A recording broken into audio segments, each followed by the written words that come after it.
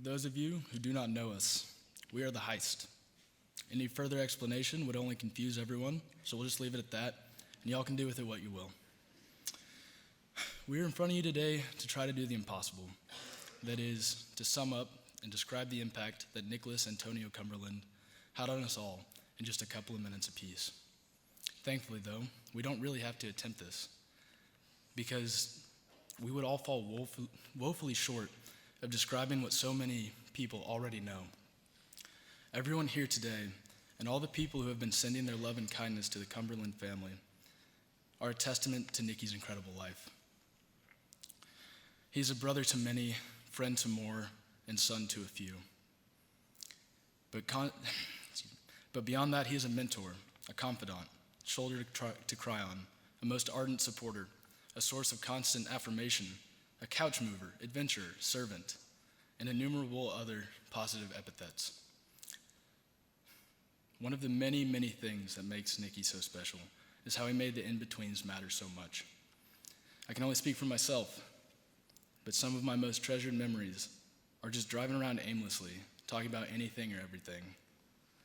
I remember one time we were driving down I-10, nowhere to go, and we saw an 18-wheeler, towing an 18-wheeler, towing an 18-wheeler, towing an 18-wheeler. And we laughed for 10 minutes straight, and it was going the other way. We immediately got off the highway and at breakneck pace caught up to it just so we could film it. I mean, it's not funny to anyone else, but we died. We're being locked away in the library the night before a test and inevitably walking out to call Nicky and speak between 10 minutes and 2 hours, often turning into utter nonsense. And my test grades are a testament to that. Call him the next day and there's nothing good to say.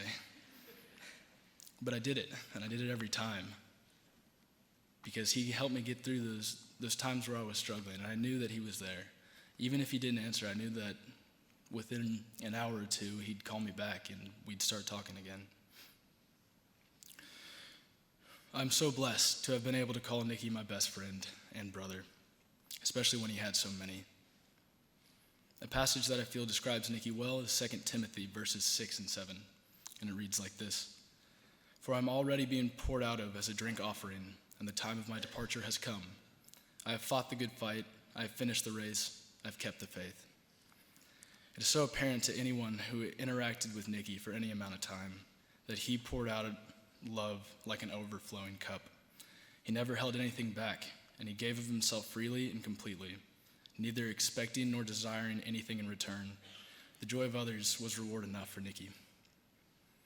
Nicky ran his race in a mad sprint, relentless until the end, and he finished by blowing through the finish line at full speed, never slowing down or letting up. Nicky lived his life burning the wick at both ends. I lose track of all the organizations and groups and people he was involved with, but I can tell you with the utmost confidence that Nicky never did. He valued all that he did and all those he did it with, no matter how seemingly insignificant. We all wish that Nicky's race was longer, and we all miss him painfully. But he has set a blistering pace for the rest of us to try to follow. It is important that we remember that while Nicky may no longer be with us here on earth, his impact will stay with us forever, and is now our responsibility to love like Nicky.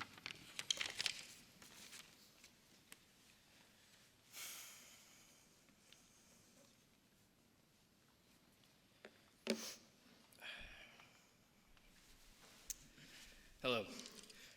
For those who don't know me, my name is J.L. Bell.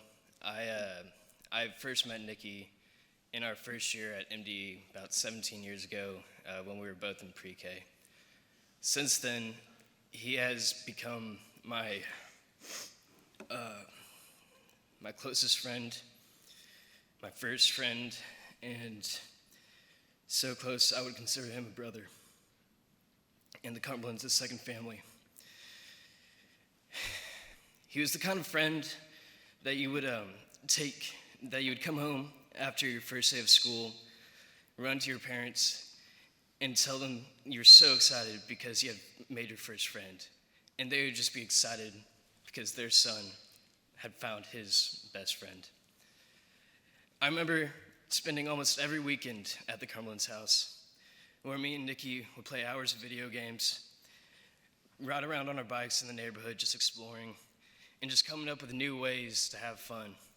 We came up with games like ripstick jousting, crash ball, where we would throw a ball into the trampoline and destroy each other. I remember one week where we just hit each other with sticks constantly. That was probably my favorite week. I remember in middle school, in 8th grade, when my first year of football. I've never played the sport before in my life. I had no idea what I was doing. So I just kind of followed Nicky around the field until I figured out where I was supposed to go. I remember one drill where we were supposed to hit our partner. I immediately partnered up with Nicky. He went first and sent me 5 feet across the field on my back. I remember seeing the look on his face, the genuine face of, concern for my safety. But he picked me up, set me up again on the line, and did the same thing again. Nicky was always one to give it his all. And just because I was his best friend at the time, doesn't mean he was going to give me the easy way out. I remember in high school when my grades started to slip a little bit. Not so much to where I was in danger of failing, but just the point where I couldn't really see the end of the tunnel. I didn't know where I was going with my life. So much so that I pretty much started to ignore my grades altogether. I refused to check my grades on the internet. I had no idea if I was passing or failing a class. When Nicky heard this, he immediately demanded that I give him my login information, just so that he can keep up with my grades. He was always on top of everything, always a genius, always brilliant. He just wanted to make sure that I was on top of my grades too. And if I was ever falling behind, he was the first one to come up to me, pick me up, even help me study for a hard test at times. He was my best friend. He was always the first one to suggest that we go get ice cream when no one else really wanted ice cream in December. I will always love Nicky. Nicky will always be my brother. And I will miss him till the day that I die. But I will always have him with me because I truly do love him. Thank you. This is a letter to Nicky from my brother Lewis. The saying goes that you die twice. First when your heart stops beating, and second when someone says your name for the final time. Knowing you're gone is one of the greatest pains I've ever had to endure, but it makes me smile to think your name will live on for years and years to come. 20 years was far less than you deserved, but you accomplished more goals and impacted more people in those short 20 years than 10 men could hope for in a lifetime. The weight of your passing has left irreplaceable scars on the hearts of everyone you knew, but the magnitude of your beautiful life forged unbreakable bonds and left invaluable memories in the hearts of everyone who loved you. Summarizing our friendship is in a speech explaining the influence you've had on my life with words is impossible. Your impact on my life is immeasurable, and the value of our memories is innumerable. Some of my favorite memories with you involve us skiing. The mountain is where I saw you the happiest, and where I got to see so many of the amazing qualities that make everyone you meet fall in love with you instantly. Like the time when you encouraged me to ski a chute with you, or when you dive headfirst into a mound of snow just to get a laugh. Or when you searched for half an hour just to find Parker's ski pole when you enthusiastically coached James through his first time on a bunny hill. Or how we could cry laughing about some dumb bit we had constructed during the trip. Skiing with you is where I saw your love for life, for people, for laughs, and for adventure shine the brightest. Some of my least favorite memories with you involve school. I remember how, despite my pleas, you insisted on eating a banana next to me every day in Miss Robertson's AP Stats class, knowing full well that I hate bananas. And you would finish off your snack by slapping me in the face with the banana peel when I let my guard down. I remember descending into panic with you every round of finals and AP testing, making a pact to study together with focus and dedication, only to find ourselves awake at 4 a.m. the night before, playing Super Smash Brothers and crying internally. I remember the day Coach Koch made us run till we puked for goofing around in Miss Ciorella's class, and how you charmed your way out of it. I remember seeing you strut down the halls of Memorial wearing a traditional Mexican sundress or full kiss makeup on multiple occasions, wondering if the day had come where Nicky finally snapped. I remember scalding our mouths and hands with the fiery, cheesy lava of the notorious Wednesday Crispito, and how we celebrated the fact that we'd gotten so lucky to enjoy such an experience. Despite the bananas, the stress, the mayhem, the sundresses, and the irreparable self-inflicted cheese burns, you were there for every minute of it. You showed me how to overcome adversity, how to laugh at myself, and how to celebrate the world around me. I'm going to miss talking to you. In high school, we'd engage in stimulating late-night talks about life, religion, and the world we live in, or in ridiculous late-night bits, we would beat way past the point of death, but continue to laugh with tears in our eyes. College took us on different paths, but like you said the last time we talked on the phone, I love that no matter how long it's been, we're always in sync. It's like we start off right where we left off. No matter how long it had been since we'd seen each other, speaking to you on the phone made it feel like I'd seen you that morning. We'd catch up on life, reflect on our experiences, iron out our goals, bounce off ideas, goof around, open up about our insecurities, and hash out what really matters to us.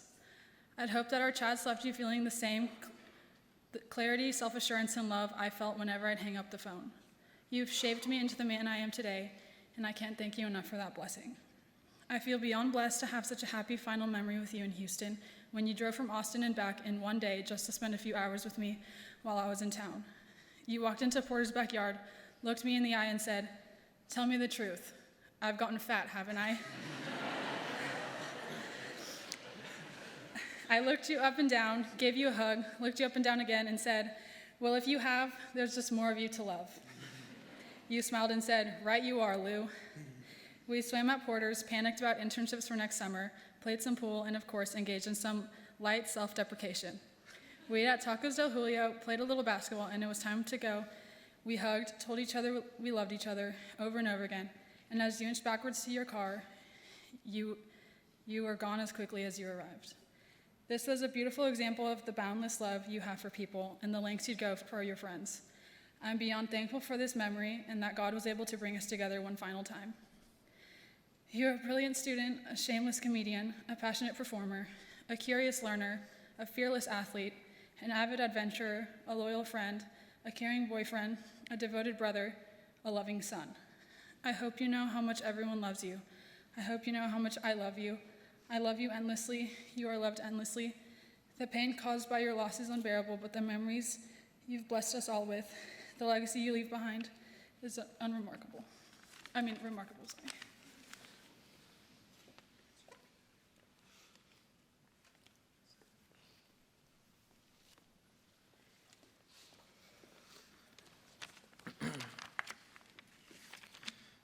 Hi, I'm Brian Reed. Nicky was my best friend for 16 years. I've spent the last 16 years with Nicholas Antonio Cumberland, and fortunately got to be by his bedside for the last 4 weekends of his life. He is my oldest and dearest friend, and a huge reason I am who I am today. When we met, I'd say we were total opposites. Chubby, timid, and empathetic to a fault. He was a great contrast to myself, who I would describe as aggressive and a little bit normal. Over the next 16 years, though, we rubbed off on one another quite a bit. He got chubbier, and I got chubby with him, as our mothers had us on a steady diet of pizza, Cinesticks, and donuts. We spent countless hours together in class making poems, songs, presentations, and papers together, and playing Pokemon or superheroes with our friends at recess. On weekends and even some weekdays, friends like JL, Ben, and I lived at the Cumberlands, swimming, playing slam ball on the trampoline, making goofy videos on Allie's camera. Hope none of y'all see those. Bowling, and going to the movies in Mr. Cumberland's flannels. Nicky and I played on the same sports teams, went to Galveston together, and texted each other the oddest things that I have ever read or will ever say in my life. Someone once said, "We are the sum of our total experiences." In my opinion, there's a chubby little Asian boy somewhere within me.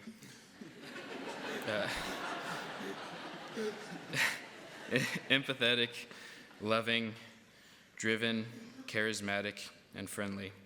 I grew older with Nicky, watching him go from having 3 friends to thousands, putting together a resume that I never want to compare to mine.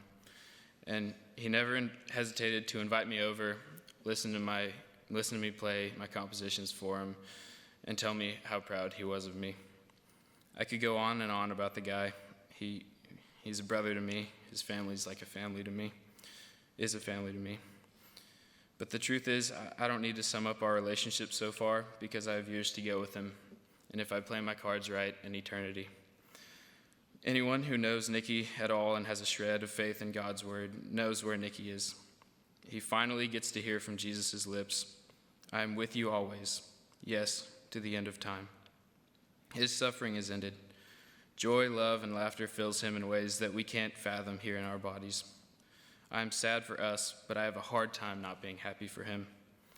Seeing the number of people who continue to be affected by my friend, I'm reminded of the words of Obi-Wan Kenobi, Nicky's favorite Jedi. "If you strike me down, I will become more powerful than you can possibly imagine."